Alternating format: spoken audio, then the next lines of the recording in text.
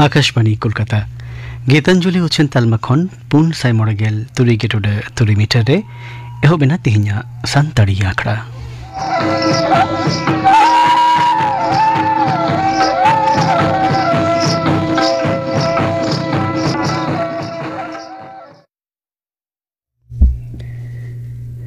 गेमोर नवेम्बर हिलो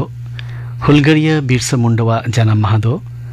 छठियर हुई कना जनजातीय गौरव दिवस मेनते नुई महान हुलगरिया आर दिसम भक्ता मन सातला दिसे तुलोय आर दिसम रिना फनुरगल लड़ावनारे आदिवासी कवा एनएम दिसे लगिते लेतारगे उछनिति दा जोआ लेकाना सतम को इने लेकाते नित्य आजमपे बीरबांटा लाल हेम्ब्रम आर मुंशी हस्ता बाबते बाडाय जंगतेना कथा को बारोमासिया टोठारिया सारिया दहो आतुरिनी लाल हेम्ब्रम बाबा ᱧᱩᱛᱩᱢ भादो हेम्ब्रम बयहा ᱧᱩᱛᱩᱢ बरियर हेम्ब्रम भारत छाड़ो लड़ावनारे नुकिन बानार बयहा एनेम आडिगान दुमकारिया मित मारांग जनसभारे भारत छाड़ो लड़ावना सपोहते थुति लिदाय लाल हेम्ब्रमा आयुरते नोआ लड़ावनारे आडिगान सान्तार हपन को सेलेद लेना जेलेका नागरी टोहा आतुरिनी खादु टुडू खिजुरडांगा आतुरिनी लगदा मुर्मू पाथरायरिनी चाम्पाई मुर्मू खुड़ीडिरिनी प्रभु हेम्ब्रम पाथरियारिनी सुराइया मुर्मू पाथरदहरिनी भादो मुर्मू आर मातला सरेन जबरदारे हर हपन कोआ मित मारांग जनसभा होई सेतलेना नोआ सभारिनी आयुरतेनी लेकाते ताहेकानाय लाल हेम्ब्रम नोआ सभारे ठारगोटा होइना जे दुमका रामपुरहाट सड़क रेना सेतु आर कालभार्ट रापुट गिडिका होयोआ चेदा बांगमा सान्ताल पारगाना साला जोगाजोग रिया नोआ गे मिट्टांग हर डाहार काना टेलीग्राफ रिया तार गेद गिडिकाते जोगाजोग रिया झोतो डाहार गे चाबाका रिया को कुरुमुटु किदा नौकाते इंग्रेज सरकार आदि हारकेत रेको पाड़ावेन खान लाल हेम्ब्रम को साब होचो लगित पुरस्कार को घोषणा किदा इनते लाल हेम्ब्रम साला एटा एटा हुलगरिया नेता को उकु दानांग रेको नीरिना लाल हेम्ब्रम बांको साब दाड़ियादेते इंग्रेज सरकार आय बाबा भादो हेम्ब्रम को गिरफ केदेया नौकाते दो इंग्रेज सरकार कोनो लाभ गे बांग होइलेना बरং आरहो नावा नावा हुलगरिया बीरबांटा को बेरेद एना इंग्रेज कोआ गबल खन भारत आयो बांचाव लागिद दिसम रे फुरगल आगु लागिद नुकु दको होयो काना डाकजल आतुरिनी चांदराय टुडू सरायदह आतुरिनी भीमू मुर्मू आर पाटसुर आतुरिनी मुंशी हासदा आयुरते उकु दानांग रे ताहेकाते फुनुरगल लड़ावना आडिगान कामिहरा कोय सिगिल ले ताहेकाना आया आयुरते सपोहद कामियो को लेकाते को ताहेकाना रामकुड़ी आतुरिनी सिधु मुर्मू आर लगु हेम्ब्रम लताबायरिनी धानो बास्के पलासिरिनी लापसा सरेन आर पाटकाब्रा आतुरिनी छोटुन सरेन तायमते नुकुदो को साब होचोयना इंग्रेज कोठेन आर को जिहल केत कोआ 1942 साल रेना 6 नवेम्बर लाल हेम्ब्रम आय साला गरसपोहद हुलगरिया बीरबांटा को आते पक्षी बांग्लो को आतार केदा नोआ खातिर इंग्रेज पुलिस को ठेन को साब होचोयना मेनखान जहां लेकाते गे ओंडे खन को नीर दाड़ियादा पुलिस साला आडी आट लड़हई रे बीरबांटा को घलेना बीरबांटा लाल हेम्ब्रम आर मुंशी हस्ता बाबते पे आजब केना आखड़ा कमी होरा गापना सान्ताड़ी आखड़ा खन उचेनुआ गुलापी हस्ता आर साउतिन को सेरें इना बेगर गापा दो न्यापाम रपोड़ हिंसरे उचेनुआ पाथाम सासापड़ावी अनलिया मलिंद हस्ता साव कुपली रपोड़िना दोसार मेनेक मुचेद हटिंग कुकली रे तहना सुतलाल सोरेन गापना आखड़ा कभी पे आजम केड़ा आकाशवाणी कोलकाता आर मिन घड़ी खान गे उचेनुआ खबर आकाशवाणी कोलकाता खबर पढ़ावी अलक सोरेन दाराकान झारखंड पनत विधानसभा रेया दोसार खेप और महाराष्ट्र पनत विधानसभा रेया मित खेपाना भोट दिसे NDA और INDIA गुटरेन प्रार्थी को भोटार को मने नाम दिसे आदि काजाक भोट प्रचार कामी रको सेलेद अकाना पुरुधुल बीजेपी लीडर और केंद्रीय मंत्री अमित शाह दो तेहेन दुमका देवघर और धानवार रे सापड़ाव बीजेपी रोड शो रे ताड़ाम रे सेलेद अकाना कांग्रेस पार्षद मल्लिकार्जुन खड़गे हाँ जामताड़ा और खिजरी रे सापड़ाव बार गोटांग भोट प्रचार हेलमेल रे सेलेद अकाना झारखंड मुक्ति मोर्चा रिनी लीडर और पनत मुख्यमंत्री हेमंत सोरेन तेहें झारखंड रे 3 गोटांग रोड शो ताड़ाम रे सेलेद अकाना RJD लीडर तेजस्वी यादव दो गोड्डा रे सिनेमा आर्टिस्ट मिठुन चक्रवर्ती दो दुमका और जामताड़ा रे और शिवराज सिंह चौहान हिमंत विश्व शर्मा और चेम्पई सोरेन लेकान बीजेपी लीडर को NDA रेन भोट प्रार्थी को सपोर्टे मीटिंग मिचिल रेको सेलेद अकाना मेनते बाडाय अकाना मारांग मंत्री मनोदान नरेंद्र मोदी तेहें खन नाइजेरिया ब्राजिल और गायाना दिसोम सांघारते मोडाकना नोआ को 2 गोटांग दिसोम सांघार रेया पहिलो खेपरे मानतान मोदी दो नाइजेरिया दिसोम गमके बोला अहमेद टिनुबू साला न्यापाम बेगर ओना दिसोम रे गिरबासाकात भारत रेन मानमी को मिद जमेलाय रहोय लेक्चारे एमा मियांग 2 नवेम्बर मानतान नरेंद्र मोदी दो ब्राजिल रेया रियो डी जेनेरो रे सेन काते ब्राजिल दिसोम रिनी दिसोम गमके लुई इनासियो लुलाडा सिल्भावा उनुढवाना G20 चुड़ाना हेलमेट रे सेलेदोआ ओना हेलमेट रे मानतान मोदी दो जेकेट जाकात रेया नीता आयमा लेकाना अनाट आर सोल्हे को बाबत लेक्चारे एमा सांगार रेया तेसार खेपरे मानतान मोदी दो गायाना दिसोम ते 12 खन 21 नवेम्बर माहित हाबिते सांगारा ओंडे उनी दो गायानानि दिसोम गमके डॉक्टर मोहम्मद इरफान अली साउते दुड़ुब न्यापाम बेगर ओंडेना जॉर्ज टाउन रे सापड़ाव दोसार केरिकम भारत चुड़ाना हेलमेट रहोय सेलेदोआ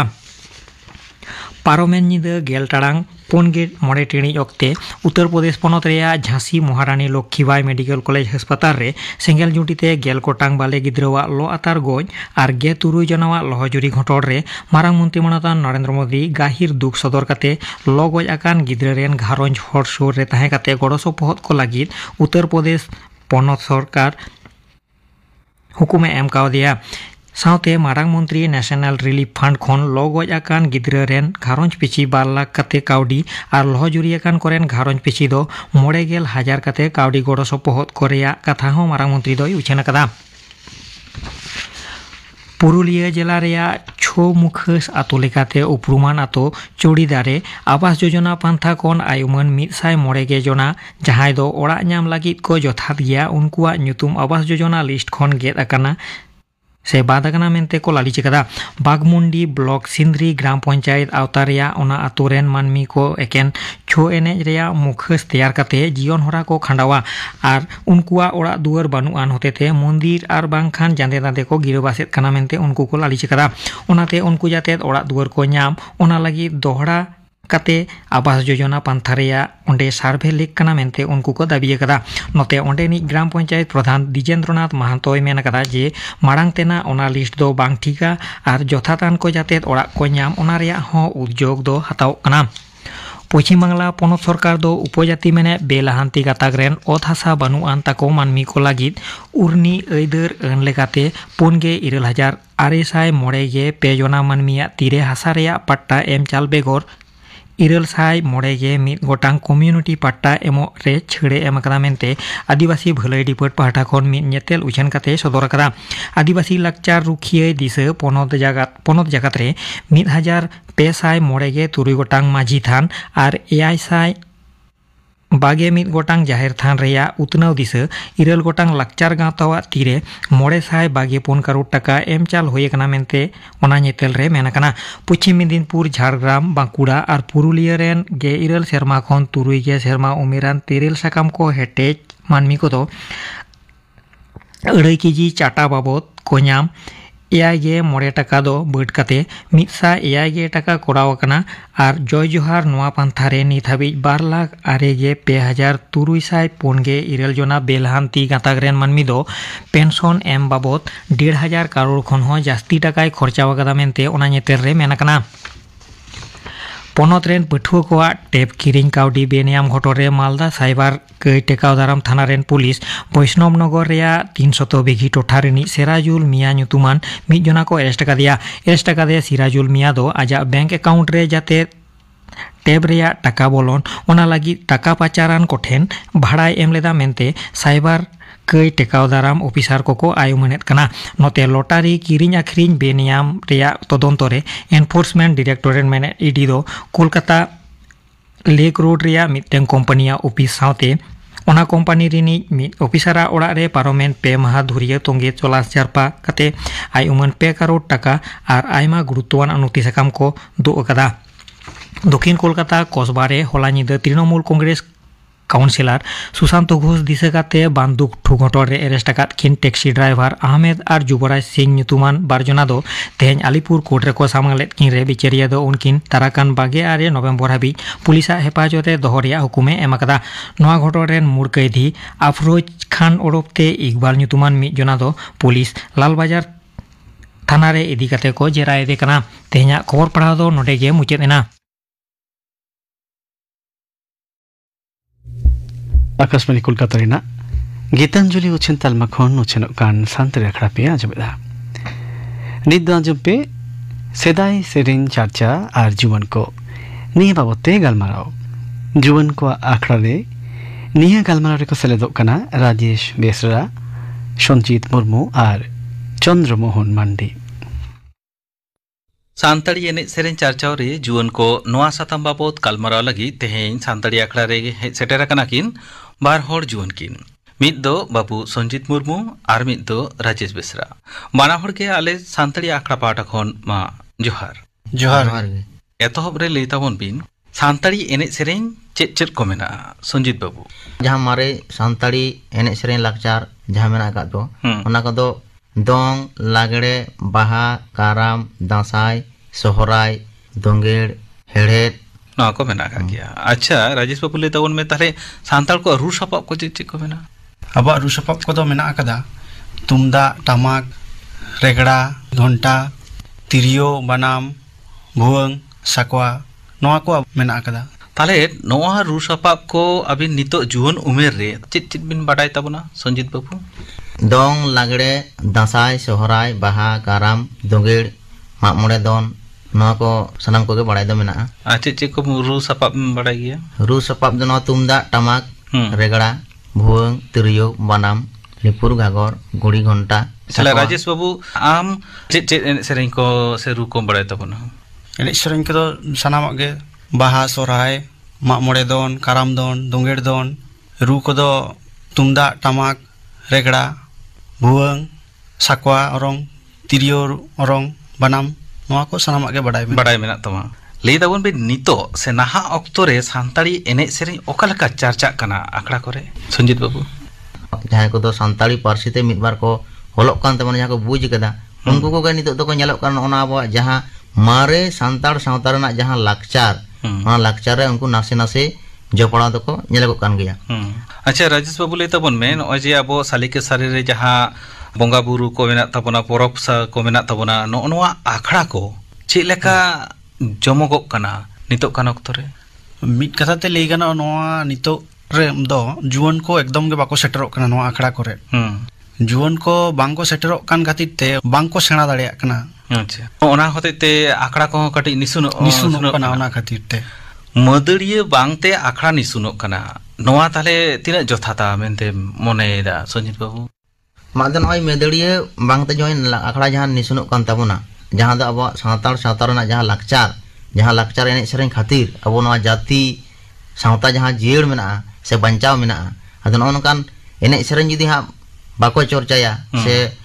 बाको सेना दो का तलेकान हापिन दिन रे अब जो नोय जेमन लाकचार जहां सेरेन रे दोंग रे जेमन सासांग रे खुना एतहब काते अब दो सनामा जोखे रेगे सेरेन दो गे हेना ओना सावते आबो आरो जहां लेका परब पुनई को हेना का तबना जेमन सोहराय को नोय जाबो बोंगा बुरु जहां बन देवा सेवा को कना जहां खातिर अब नायते नापायते मेना बोना नोर ना हो जोखे सेरेन मेना कदा उम हिलो उम लेकाना सेरेन मेना कदा सारदी हिलो सारदी लेकाना सेरेन मेना कदा बास्के हिलो बास्के लेकना सेरेंज मेना कदा ओना रना जोखे जोखे जहां सेरेंज को मेना तबना नो ओना सेरेंज को जदी अब हा जुवन को बांग को सेणाया तला हापेन दिन रे नो ओना बंगा बुरु को दा ओका लेका जो चला तबना ओना जोथा दो हा तुम दो बांग चला तबना ताले राजेश बाबू लेताबन में नितो जुवन को जे त्रियो बनाम तुमदा टमाक ते तीना रु को हेवा कान ताबना अखड़ा करे जुवन को दो ले गानो नितो दो लेखा गुट सुमुंगे को मेसा कना मिड बार के को मेसा कना अच्छा नोआ को दो जुवन को सेना लगती कना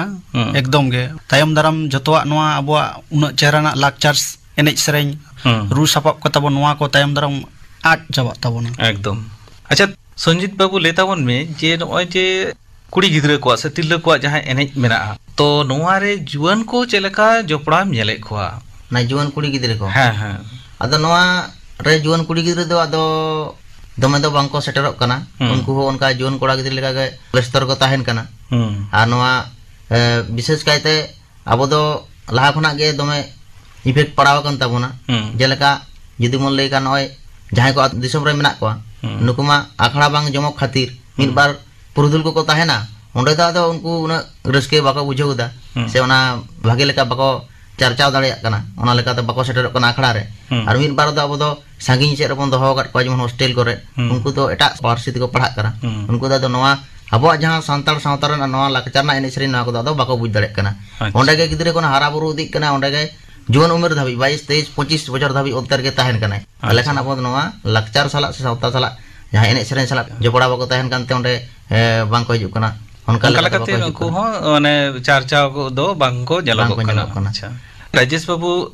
लेताबन में जे नय जुवन कोड़ा कुड़ी को एनेज सेरेंज बांग को जोपड़ा रेना कारण से ओजे द चेद को नोआ रेना कारण दो अडिगान मेना अकदा अबरन जुवन कोड़ा गुड़ी कुड़ी गिद्रे को उनको ओना ओलोक पढ़ाव चेतान रेगे व्यस्त को ताहेन कान खातिर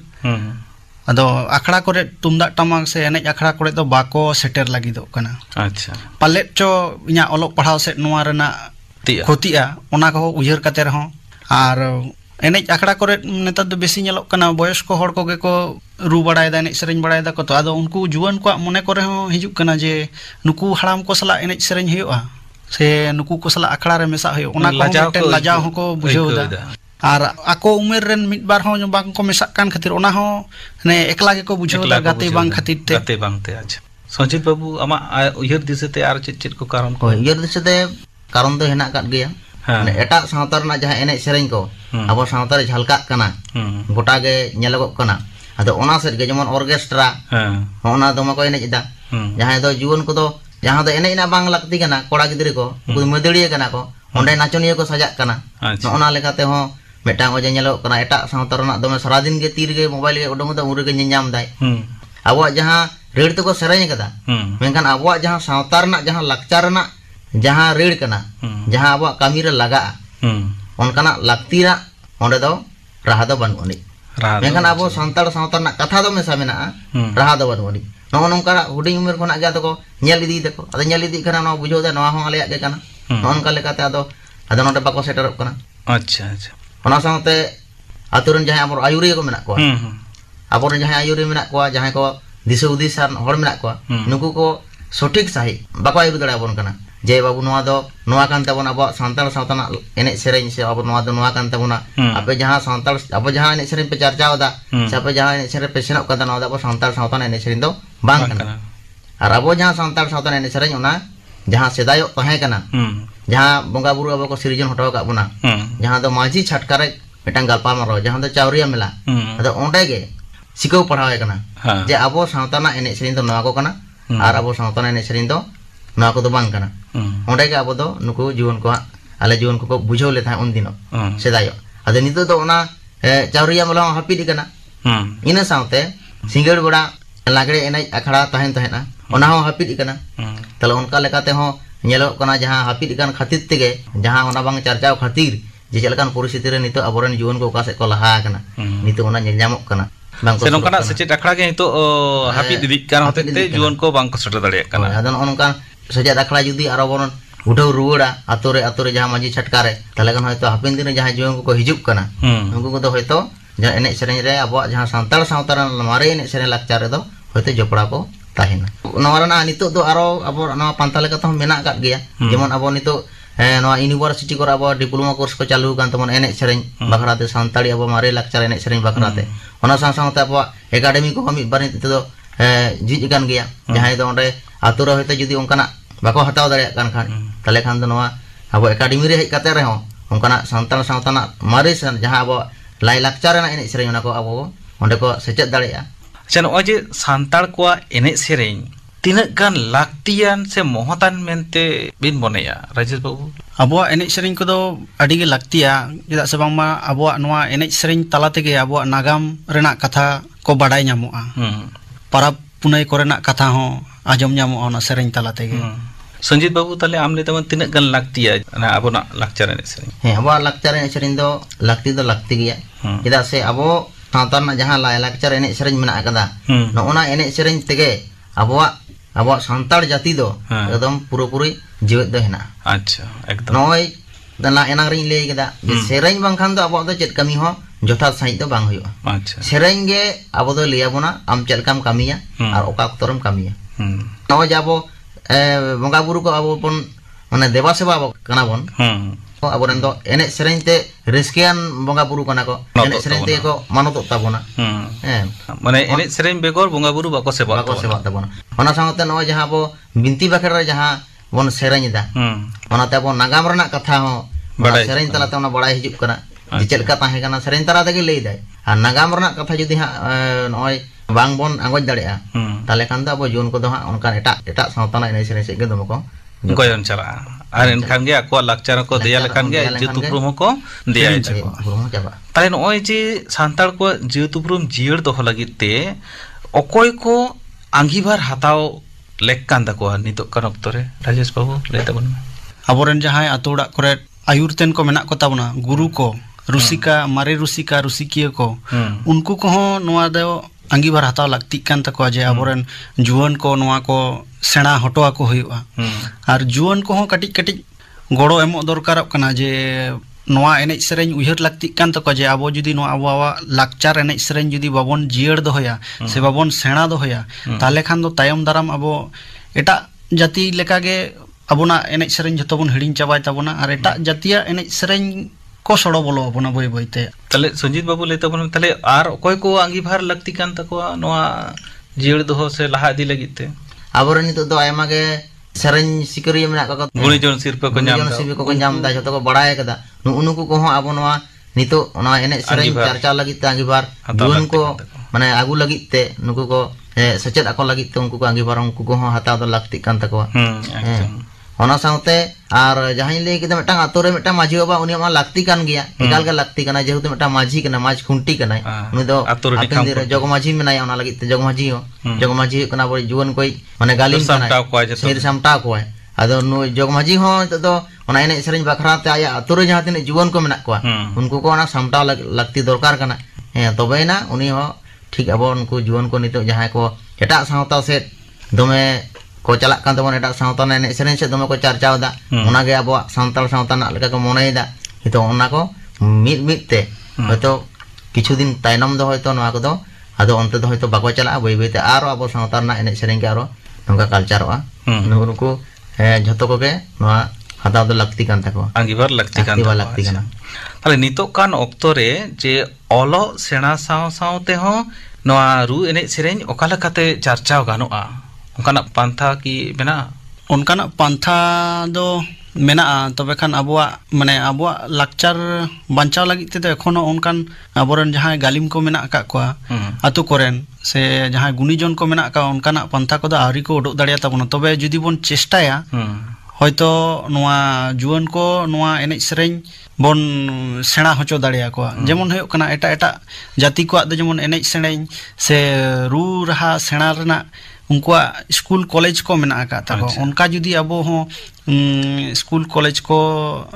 तैयार दाड़िया अबन से उनकाना आयमा गोटांग गावता को एकाडेमी को मेना का ओना को माध्यम ते जुदी एनेज सेरेñ बन सेना होचो दाड़े के को ताले जुवन को कटिक कटिक को सेना किया और नितोआ जुवन को नेल होयो कना माने आखड़ा रे चलाव कते दो एनेज सेरेñ सेना रना ऑक्तो बाचू का ताको उनको जुदी ओना एनेज सेरेñ तालाते से स्कूल कॉलेज रे पुथिगत शिक्षा को नामे रे अब सानताड़ी डिपार्टमेंट करे जहां तिना को पढ़ा कना कागज कलम रे को सेणायदा मेनखान उनको जे रू एनेज सेरेñ आरी को सेणा दाड़ेया अदो ओना जुदी ओनकाना डिपार्टमेंट जुदी अब